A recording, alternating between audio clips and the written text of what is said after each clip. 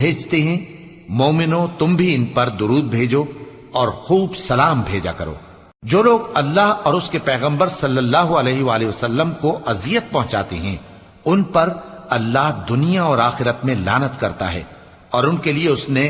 ذلیل کرنے والا عذاب تیار کر رکھا ہے۔ اور جو لوگ مومن مردوں اور مومن عورتوں کو ایسے کام کی تہمت سے جو انہوں نے نہ کیا ہو ایذا دیں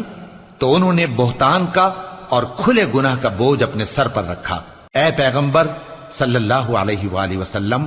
اپنی بیویوں اور بیٹیوں اور مسلمانوں کی عورتوں سے کہہ دو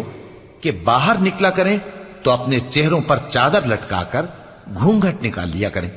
یہ چیز ان کے لیے موجب شناخت و امتیاز ہوگی تو کوئی ان کو ایذا نہ دے گا، اور اللہ بخشنے والا ہے، مہربان ہے۔ اگر منافق اور وہ لوگ جن کے دلوں میں روگ ہے اور جو مدینے کے شہر میں بری بری خبریں اڑایا کرتے ہیں